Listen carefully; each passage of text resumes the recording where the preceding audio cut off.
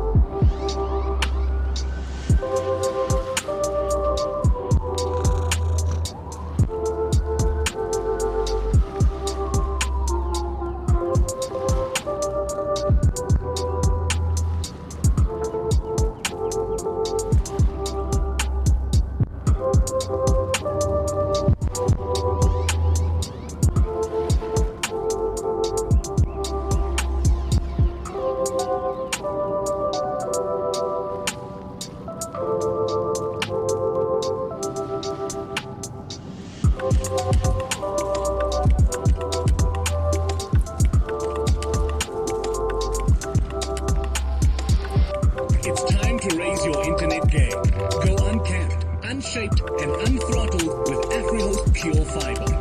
It's pure internet joy. Visit purefiber.co.za. T's and C's apply. The EFF says its officials will also do the same and contribute to the COVID-19 fund, as well as Johannesburg Mayor Jeff Makubo. Bongadilani takes a look. With the lockdown now extended for 14 days, the poor are already feeling the impact and many jobs are on the line. Government has called on those who can to contribute to the Solidarity Fund in order to help mitigate the impact of the lockdown. The EFF's Delisi Wengwenya says they heeded this call.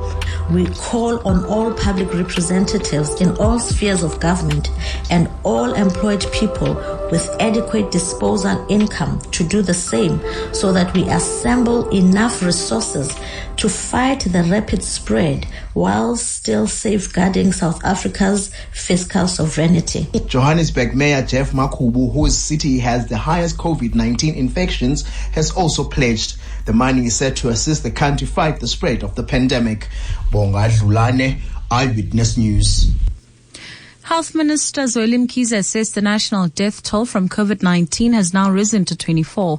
Mkhize was giving an update on the latest coronavirus figures in Pietermaritzburg this afternoon. There are now 2,003 confirmed cases of the respiratory disease in the country and 410 people have recovered. The minister says so far a little over 73,000 tests have been conducted. With the new deaths, we also want to convey our condolences to all the families who have lost their loved ones. We also want to convey our appreciation to the staff who have dedicated their services to caring for all our people. Mkhize has also lauded health workers who are treating COVID-19 patients across the country for their work. And we want to say that their efforts to help and save our nation will always be appreciated, and they will actually, they are always in our thoughts and prayers, and we want to appeal to society in general to continuously give support to the health professionals who are sitting there and are in the forefront of fighting this pandemic. Transport Minister Fikile says he's not going to allow his name to be dropped in conversations that he's not part of. Mbalula has laid a criminal complaint against media personality Somizi. Mhlongo was heard in a video recording that's been widely circulated, claiming the minister had told him that the nationwide lockdown was going to be extended hours before President Cyril Ramaphosa made an announcement to the nation. While Mhlongo has since apologized, Mbalula says lockdown regulations aimed at curbing the spread of COVID-19 cannot be flouted. Edwin Nsidi reports. Minister Fikile Mbalula has expressed disappointment at the conduct of his friend Somizi Mhlongo. The media personality was heard in a video clip telling his colleagues about the extension of the lockdown, claiming that he had been informed by Mbalula. While acknowledging his friendship with Mhlongo, the minister says he does not mix business with pleasure. So with regard to the apology, I personally accepted the apology from Somizi, but it unfortunately doesn't end there. He says as a public servant, he has the responsibility to ensure that the lockdown regulations are adhered to. Could have lived with this and say that, no, it will die on its own, it will fade away. Unfortunately, the state of disaster we live in is not fake. The criminal case against Somizi relates to the contravention of the Disaster Management Act on fake news and information peddling. Meanwhile, Somizi's employer, the SABC, says it will meet with the radio personality to discuss the latest developments. Edwin Nsidi, Eyewitness News, Sandton Police Station. And U.S. President Donald Trump says he will certainly listen to health experts when it comes to returning to normalcy and removing social distancing guidelines. Trump's aides have begun intensive discussions on a plan to reopen the U.S. economy as soon as the start of May, although health experts warn it's far too early to declare mission accomplished and begin removing social distancing protocols. Trump also said he'll soon be announcing a second coronavirus task force, creating a council to focus on reopening the country after the worst of the COVID-19 pandemic passes. The council is expected to include Treasury Secretary Steve Mnuchin and White House Senior Economic Advisor Larry Kudlow, among others, as well as state governors. Trump says that the facts and recommendations from health experts will determine the next steps taken to reopen the economy. The U.S. has more than 493,000 cases, over 18,300 deaths, and more than 26,700 recoveries. A look at tomorrow's weather. Gauteng will be cloudy. Joburg and Pretoria drop into an overnight low of 13, reaching a high of 25, while also being partly cloudy. Vereeniging is at 12 and 24. Cape Town's partly cloudy with isolated showers and rain in the evening, with highs of 20 degrees. The top story in Eyewitness News this hour. Following the President Cyril Ramaphosa's announcement that he and his executive will donate a third of their salaries to the Solidarity Fund, some political parties and public representatives are following suit. Eyewitness News. In touch, in tune, and independent. For the latest, download the EWN app. Keep washing your hands and stay updated with the latest COVID-19 developments. And news at all times on the 702 app. 702 Music with Pushaza Sibia. Instagram TV channel and visit our Ford dealer today to see the amazing new Figo up close and take it for a spin.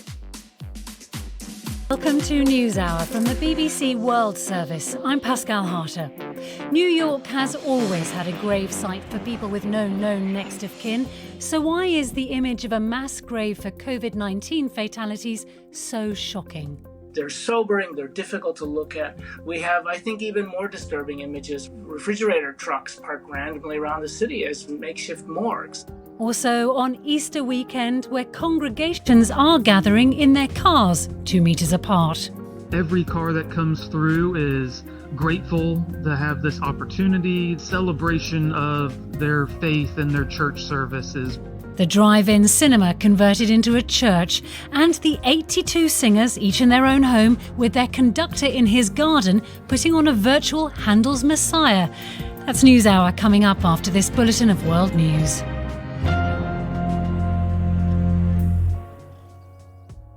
I'm Stuart McIntosh with the BBC News. Hello. The number of confirmed deaths from coronavirus around the world has now reached a grim landmark, just surpassing 100,000.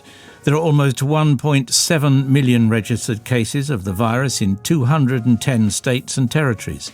In the United States, only just behind Italy for the highest number of deaths, New York State has registered a small decrease in the number of daily fatalities, 777 on Thursday, 22 fewer than Wednesday's record. Speaking at a news conference in Washington, President Trump said the government's measures to combat the virus seem to be making a difference. Nationwide, the number of new cases per day is flattening, substantially suggesting that we are near the peak and our comprehensive strategy is working. Over time, our guidelines to slow the spread are decreasing the rate of new cases very substantially and will result in fewer hospital admissions.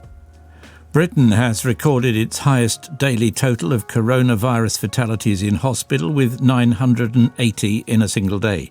France registered 987 more on Friday. The condition of the British Prime Minister Boris Johnson continues to improve in hospital, where he's taken his first steps since coming out of intensive care. Turkey, meanwhile, has joined the list of countries with more than 1,000 coronavirus deaths. Apple and Google have announced they're jointly developing what they say will be better technology to alert smartphone users if they're at risk of contracting the coronavirus. The two firms believe their approach, which would be voluntary, addresses privacy concerns, as Leo Kellyan explains. Apple and Google's system works by using wireless Bluetooth signals. Handsets would anonymously keep a record each time a user was close to someone else for long enough for contagion to have become a risk. If one of those other people later tested positive for the coronavirus, the original user would receive an alert which might advise them to go into quarantine. In the Kenyan capital Nairobi, several people have been injured following a stampede in a queue for food aid. Thousands of residents of the vast Kibera slum turned up, desperate for help after being forbidden from going to work due to the restrictions imposed to contain coronavirus. Will Ross reports. It's not surprising that thousands of people in Nairobi's Kibera slum turned up as news spread that food was being given out. There are reports that some tried to push through the gates out of desperation, knowing that there wasn't enough food for everyone. There were then chaotic scenes as the police fired tear gas and men with sticks beat people. Amongst those injured during the stampede were women and children. Many living in this vast slum work in the informal sector, but with no income they can't feed their families. World News from the BBC. A Brazilian indigenous teenager has died of COVID-19, raising fears his community could be devastated by the pandemic. Alvani Shirishana, who was 15 years old, had been in intensive care for nearly a week. He's the first person who lived inside an indigenous reservation in Brazil to die from coronavirus. Italy's Prime Minister Giuseppe Conte has extended the national lockdown, but with a few exceptions for some businesses that will be allowed to reopen next week. The details from Mark Lowen in Rome. More than 4 weeks since Italy became the first country to impose a national lockdown, the Prime Minister has announced it will be extended again to the 3rd of May, warning that the gains Italy has made thanks to the restrictions must not be lost. However, there are a few exceptions. Stationery shops, bookshops, children's clothes stores and businesses helping the forestry industry will be allowed to reopen next Tuesday, the 14th of April. Giuseppe Conte said the measures are bearing fruit and called the curve of infections encouraging, adding that if there were signs before May the 3rd that the lockdown could be eased, it would be taken into consideration.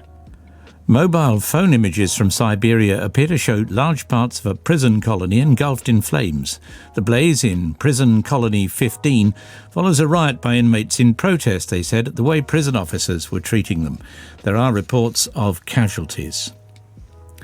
The president of Chad, Idriss Déby, has said the nation's troops, who've been playing a key role fighting jihadists in the region, will no longer take part in military operations outside the country's borders. His announcement comes after the Chadian military said more than 1,000 Boko Haram fighters had been killed in the Lake Chad region during an operation that had also left 50 soldiers dead. It hasn't been possible to verify these deaths independently. And that is the BBC News.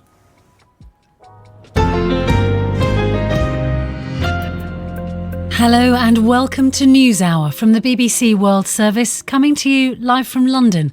I'm Pascal Harter.